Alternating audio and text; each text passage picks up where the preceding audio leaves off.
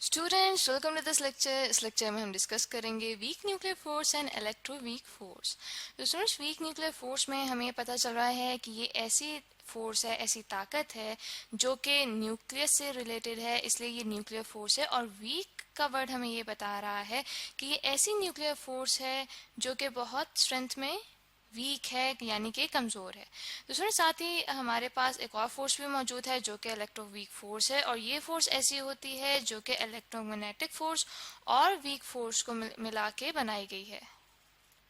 तो स्टूडेंट्स सबसे पहले हम डिस्कस करेंगे वीक न्यूक्लियर फोर्स को।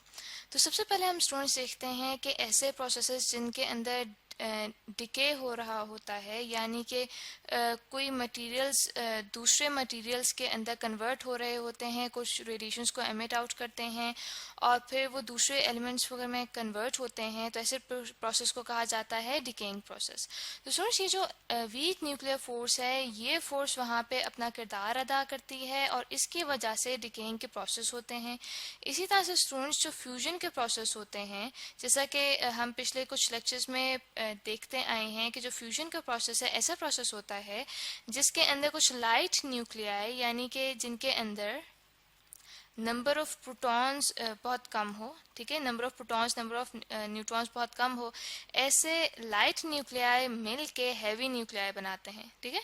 तो ऐसे प्रोसेस को कहा जाता है फ्यूजन प्रोसेस। और फ्यूजन प्रोसेस के अंदर यही वीक न्यूक्लियर फोर्स जो है ये अपना किरदार अदा करती है, यानी कि वीक न्यूक्लियर फोर्स के बगैर ये प्रोसेसेस होना नामुमकिन है।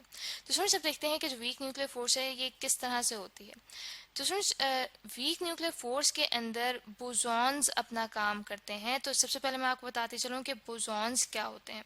तो सुन बोसॉन्स ऐसे पार्टिकल्स होते हैं जो कि फोर्स पार्टिकल्स कहलाते हैं, ठीक है, ये कहलाते हैं फोर्स पार्टिकल्स।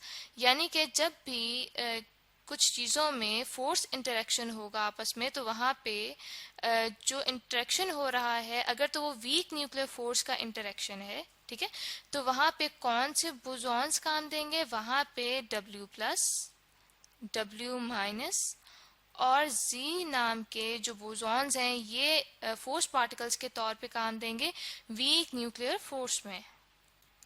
तो सुनो यहाँ पे जो W+ और W- हैं, इन ये मैसिव पार्टिकल्स हैं, ठीक है, और इनका जो मैस है वो होता है तकरीबन 80.4 giga electron volt divided by C², जहाँ पे सुनो ये जो C² है ये C शो कर रहा है वेलोसिटी ऑफ लाइट को, जबकि इनके साथ जो थर्ड बोसॉन है जो Z है वो एक न्यूट्रल बोसॉन है, ठीक है। न्यूट्रल से मुराद ये है स्टूडेंट्स के ये जो जी है ये न्यूट्रल पार्टिकल होता है, यानी कि इसके ऊपर कोई चार्ज नहीं होता, जबकि इसके मुकाबले में जो W+ और W- हैं ये चार्ज्ड पार्टिकल्स हैं, ठीक है। तो जो जी बोसॉन है इसका जो मास होता है वो होता है 91.2 giga electron volt divided by C²। तो स्टूडेंट्स ये जो वीक न्यूक्लियर फोर्स है ये ग्रेविटेशनल फोर्स से ज़्यादा स्ट्रांग होती है, लेकिन ये बहुत स्मॉल रेंज की होती है, ठीक है, ये स्मॉल रेंज फोर्स कहलाती है। दैट मीन्स कि बहुत कम फासले तक ये अपना असर रखती है, यानी कि इसकी रेंज इतनी कम होती है कि जो प्रोटॉन का डायमीटर होता है, जैसे मैं यहाँ पे D से शो कर रही हूँ, ठीक है, डायमीटर ऑफ प्रोटॉन, ठीक है, उसके 0.1% तक इसकी रेंज होती है। यानी कि मैं इसकी रेंज को लिख सकती हूँ कि इसकी जो रेंज है वो होती है 10⁻⁻18 मीटर। तो सुनो ये जो वीक न्यूक्लियर फोर्स है इसकी वजह से जो फ्यूजन प्रोसेसेस हैं या फिर डिकेइंग प्रोसेसेस हैं वो कैसे होते हैं। तो सर जैसा कि हम जानते हैं कि जो न्यूट्रॉन्स और प्रोटॉन्स हैं वो क्वार्क से मिलकर बने हैं, ठीक है, न्यूट्रॉन्स को मैं यहाँ पे N से शो कर रही हूँ और प्रोटॉन्स को P से शो कर रही हूँ। तो ये जो न्यूट्रॉन्स और प्रोटॉन्स होते हैं ये मिलके बनते हैं क्वार्क से, ठीक है, क्वार्क्स पार्टिकल से मिलके बनते हैं। तो स्टूडेंट्स ये जो वीक न्यूक्लियर फोर्स है इसकी वजह से एक टाइप के क्वार्क्स दूसरी टाइप के क्वार्क्स में जब चेंज होते हैं तो उसके वजह से एलिमेंट्स में चेंज आता है। और स्टूडेंट्स ये जो वीक न्यूक्लियर फोर्स है जिसको मैं यहाँ पे WNF से शो कर रही हूँ, ठीक है, ये अपना किरदार अदा करती है क्वार्क्स के मामले में, ठीक है, यानी कि क्वार्क्स के अंदर चेंजेस लाती है। इसी तरह से जो लेप्टॉन्स होते हैं, यानी कि जो खुद बजाते खुद फंडामेंटल पार्टिकल्स हैं, जैसे कि इलेक्ट्रॉन्स होते हैं, तो ऐसे पार्टिकल्स में भी जो वीक न्यूक्लियर फोर्स है वो अपना किरदार अदा करती है। जबकि स्टूडेंट्स इसके मुकाबले में जो हम स्ट्रॉन्ग न्यूक्लियर फोर्स को डिस्कस कर चुके हैं, वो ऐसी फोर्स होती है जो कि सिर्फ क्वार्क्स के अंदर अपना किरदार अदा करती है। तो स्टूडेंट्स यहाँ पे मैं आपको बताती चलूँ कि वीक न्यूक्लियर फोर्स इतनी इम्पॉर्टेंट फोर्स है कि अगर ये मौजूद नहीं होगी तो जो सूरज है वो अपना काम नहीं करेगा।